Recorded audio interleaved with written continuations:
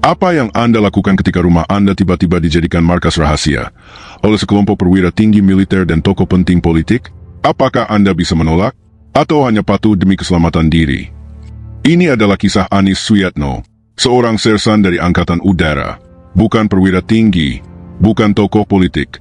Tapi rumahnya, secara harfiah, dipakai sebagai markas rahasia perencanaan G30S. Dan ia menjadi saksi mata dari pertemuan-pertemuan yang melibatkan nama-nama besar dalam sejarah kelam itu.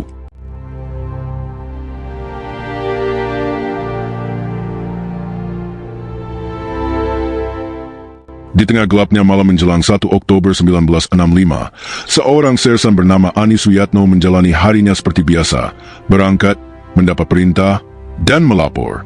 Tapi malam itu berbeda. Tanpa disadari, ia justru terseret ke dalam salah satu babak paling gelap dalam sejarah Indonesia, Gerakan 30 September. Anis bukan perwira tinggi, ia bukan juga perencana. Tapi kesaksiannya mengungkap potongan-potongan penting tentang siapa yang datang, kemana mereka pergi, dan apa yang mereka lakukan, terutama di markas tak resmi yang ternyata adalah rumahnya sendiri. Dalam sidang yang mencatat setiap detailnya, Anis menggambarkan bagaimana rumah dinasnya di Kompleks Halim tiba-tiba dipenuhi tokoh-tokoh penting, Letkol Untung, Kolonel Latif, dan Suparjo. Ia diminta menyiapkan makanan, mengantar surat, memasak lagi, hingga meminjamkan pakaian kepada Letkol Untung. Ini bukan sekadar kesaksian. Ini adalah catatan tentang bagaimana seorang bawahan menyaksikan langsung skenario yang kelak mengubah arah sejarah bangsa. Mari kita simak bagaimana suara dari lapisan bawah militer ini merekam dinamika internal peristiwa G30S, bukan dari podium atau markas besar, tapi dari dapur rumahnya sendiri. Mahkamah Militer Luar Biasa. Perkara Pidana Nomor BA08 Februari 1966. Demi keadilan. Berita jera dari Persidangan Umum. Lanjutan ke-7. Mahkamah Militer Luar Biasa bersidang di tempat yang sama dengan susunan tetap seperti pada sidang ke-6 pada hari Sabtu tanggal 26 Februari 1966, melanjutkan sidangnya dan dimulai jam 9 waktu Indonesia Barat. Persidangan dibuka dan dinyatakan umum oleh ketua, kemudian terdakwa dibawa masuk dengan penjagaan yang rapi dan terlepas dari segala ikatan, dan hadir pula pembela terdakwa. Sesudah itu ketua memerintahkan auditor agar menghadapkan saksi ke-12, yang mengaku bernama Anis Suyatno, ex-sersan AU. Umur 37 tahun, lahir di Blitar, pekerjaan terakhir anggota Sekretariat Pasukan Pertahanan Pangkalan Angkatan Udara, tempat tinggal di Kompleks MBAU nomor 14, PAU Halim Perdana Kusuma. Saksi menerangkan bahwa ia sudah mengenal terdakwa sebelumnya. Terdakwa ini melakukan perbuatan yang menjadi dasar tuntutan, bahwa ia tidak mempunyai hubungan keluarga dengan terdakwa secara turunan atau perkawinan, dan bahwa ia tidak ada hubungan majikan buruh terhadap terdakwa. Sesudah itu saksi bersumpah secara aturan agamanya, akan memberi keterangan yang benar dan tidak lain daripada yang benar. Kemudian mahkamah, dengan dimulai terlebih dahulu oleh ketua, melakukan pertanyaan-pertanyaan yang disebut di bawah ini, yang dijawab oleh saksi sebagaimana disebut di belakang giliran masing-masing pertanyaan. Pertanyaan dimulai oleh ketua kepada saksi. Peranan apakah yang diperoleh saudara Anis di dalam rangka G30S ini? Terutama di Halim, tugasnya apa? Ex-Major Suyono pada tanggal 30 September, di staf resimen PP3 via sopirnya. Saya diberitahukan agar saya standby di Penas nanti malam jam 6. Setelah jam 6 malam kami berangkat dari rumah. Setelah sembahyang Isya, menuju ke Penas. Sampai di Penas ternyata Major Udara Sujono tidak ada, jadi saya terpaksa menunggu di taman di Penas. Tidak lama kemudian datanglah satu kendaraan, yang kemudian turun dan ternyata itu adalah Letnan Kolonel Udara Heru, di mana sebelumnya kami belum mengenal. Dia menanyakan di mana Major Udara Suyono, dan kami jawab bahwa kami di sana menunggu Major Udara Suyono. Dan saya selanjutnya diberitakan oleh Letnan Kolonel Heru Atmojo, supaya saya mencari Major Udara Sujono di staf resimen. Dengan kendaraan kami berangkat dari Penas menuju staf resimen di Kramat Jati. Setelah kami menjelaskan kepada penjabat piket ternyata Major Udara Suyono tidak ada. Kemudian kami kembali menuju ke gedung Penas. Akan masuk pintu ke gedung Penas, ternyata Major Udara Sujono sudah ada di situ. Dan kami melaporkan bahwa saya tadi diberitahukan oleh Letnan Kolonel Udara Heru supaya mencari Major Udara Suyono. Setelah saya laporkan, saya diperintahkan istirahat di taman. Kemudian sampai jam kira-kira 24.00, tidak ada sesuatu yang diperintahkan kepada saya. Kemudian saya tidur dengan pengemudinya Major Udara Suyono. Waktu jam 5:30, pukul 5.30, saya mencuci muka di pancuran dalam taman itu cepat, Di situ saya melihat dua orang sipil berdiri. Di depannya Major Udara Sujono di depan pintu penas. Di ruangan sebelah penas ada beberapa kendaraan dan juga ada orang-orang. Sedangkan saya sama sekali belum kenal. Setelah kurang lebih jam 6, kami diperintahkan Major Udara Suyono untuk memanggil Major Gatot Sukresno ke lubang buaya dengan diantar oleh Sersan 1 Udara Mulyono. Menjalankan perintah itu dan saya sampaikan kepada Maj.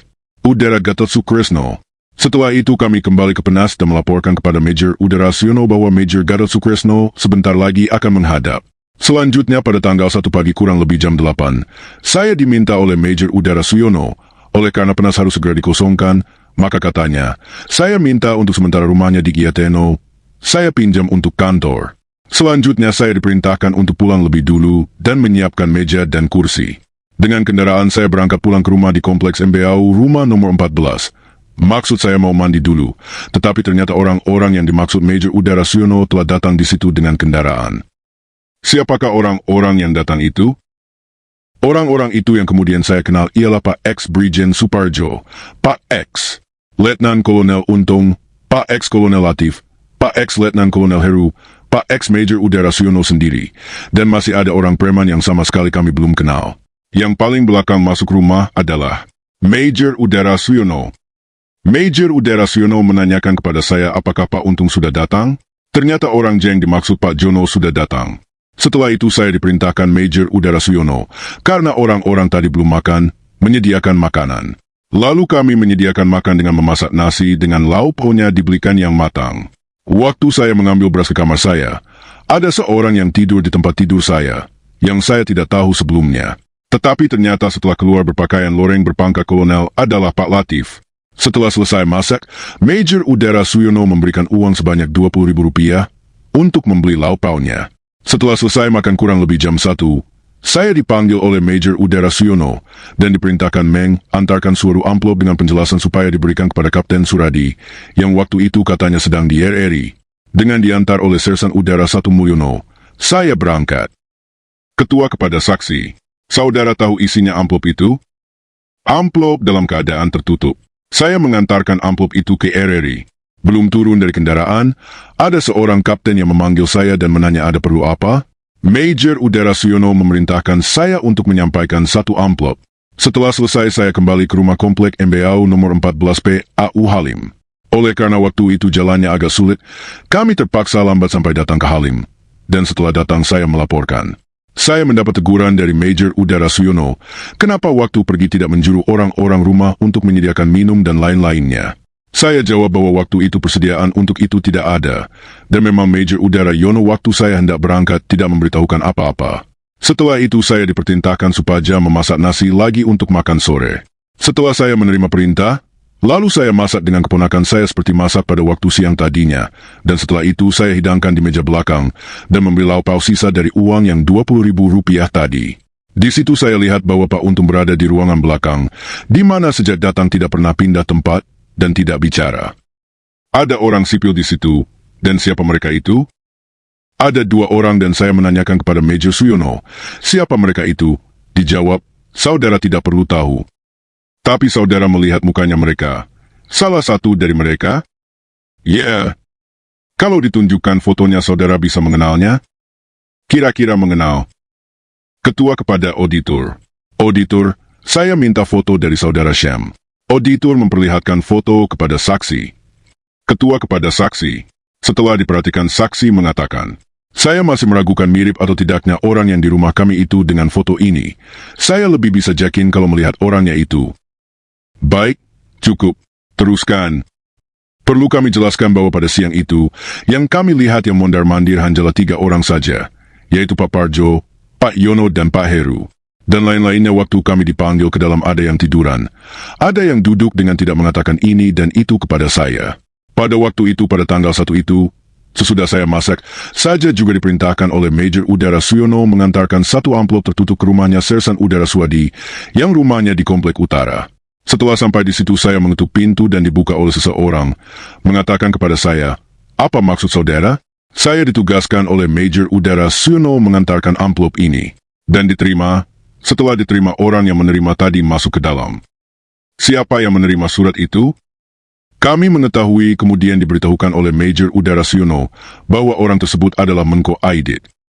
Menko Aidit? Ya, dan di situ saya juga mengetahui ada 3 orang preman yang saya juga tidak kenal.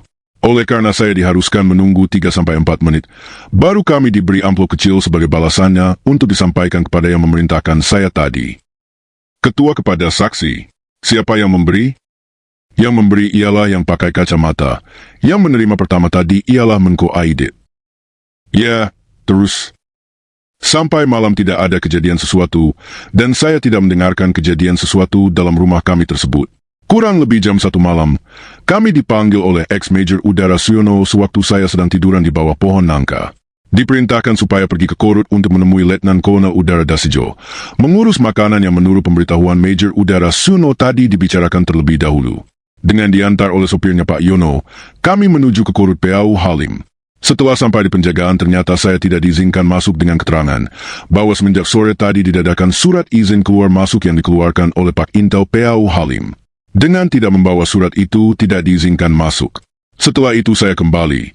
Saya laporkan kepada Major Udara Siono bahwa saya tidak diperkenankan masuk dengan penjelasan seperti saja uraikan di atas. Setelah itu Major Udara Siono pergi dengan 2 orang, yaitu Pak Parjo dan Pak Heru entah menuju kemana saya tidak tahu.